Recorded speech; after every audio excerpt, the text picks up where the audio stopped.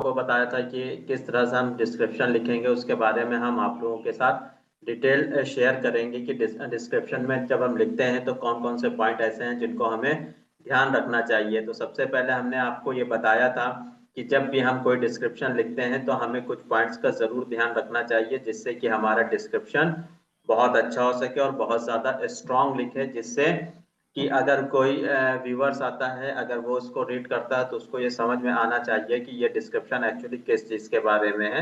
और अगर मान लीजिए कोई नहीं भी रीड करता है तो जो क्रॉलर है उसको भी बहुत ज्यादा क्लियर इंडिकेशन होना चाहिए कि ये जो यूट्यूब चैनल है वो किससे रिलेटेड है। तो चलिए जानने की कोशिश करते हैं कि जो पॉइंट्स हैं उनको हमें कौन कौन से ध्यान रखने हैं जब हमें डिस्क्रिप्शन लिखना है चैनल का।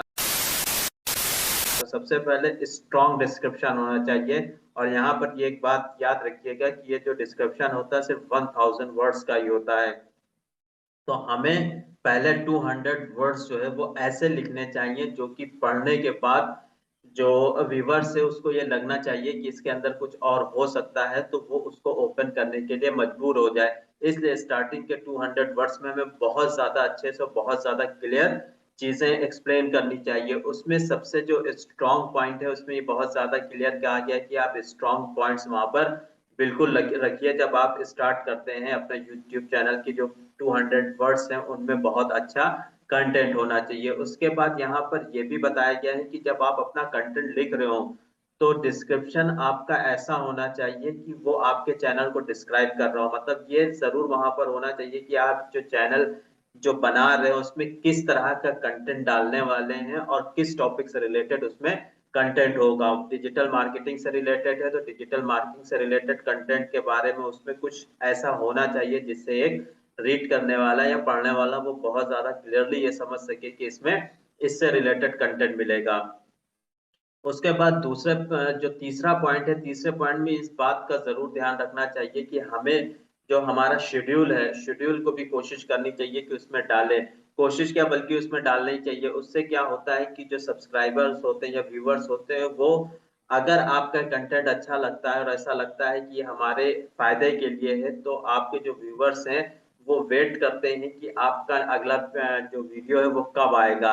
तो अगर आप उसमें मेंशन कर देंगे कि आप वीक में 2 बार इतने टाइम पर आप अपना वीडियो अपलोड करते हैं, तो जो भी आपके सब्सक्राइबर हैं या व्यूवर्स हैं वो उस टाइम पर ओपन करके आपका वीडियो देख सकते हैं ज्यादा से ज्यादा लोग।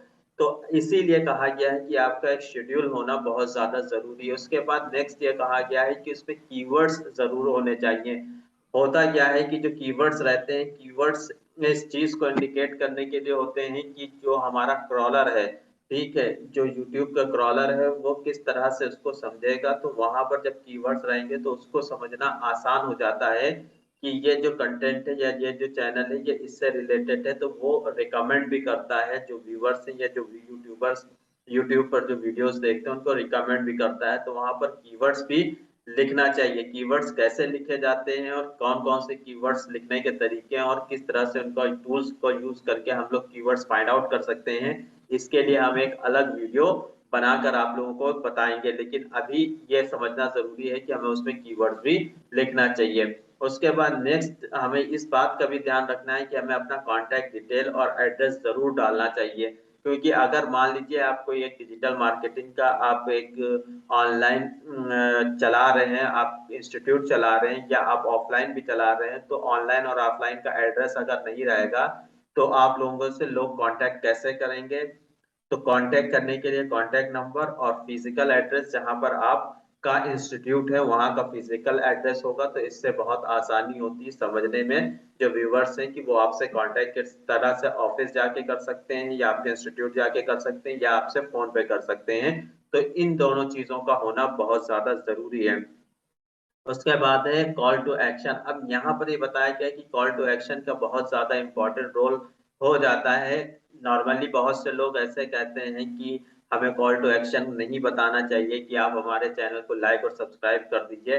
लेकिन जब कोई इतनी मेहनत कर रहा होता है और उसमें एक जो व्यूअर है उसका कुछ नहीं जाता है, वो सिर्फ उसको सब्सक्राइब करना होता है, और बाकी जो हम लोगों की टीम है या हम लोग हैं जो इतनी मेहनत करके कंटेंट बनाते हैं, तो उनको मोटिवेशन भी मिलता है कि अगर कोई लाइक और सब्सक्राइब करता है। इसलिए हम आपसे भी कहेंगे कि आप हमारे चैनल को लाइक और सब्सक्राइब करिए, जिससे कि हम इससे रिलेटेड टॉपिक्स पर और ज़्यादा वीडियोस ला सकें।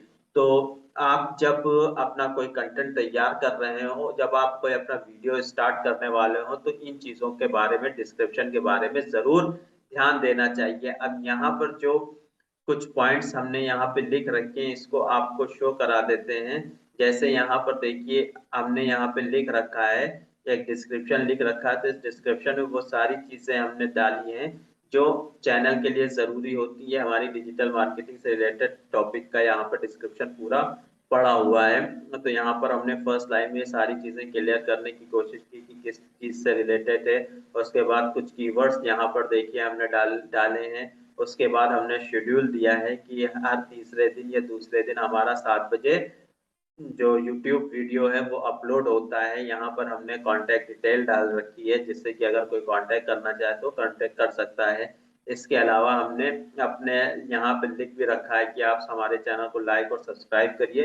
तो ये सारी चीज़ें ऑलरेडी हमने यहाँ पर डाल रखी हैं। तो उम्मीद है कि ये वीडियो आपको पसंद आया होगा। अगर पसंद आया है तो लाइक और सब्सक्राइब ज़रूर करिएगा। यही हमारे मोटिवेशन का एक रास्ता है। तो आज के लिए इतना ही। Thank you.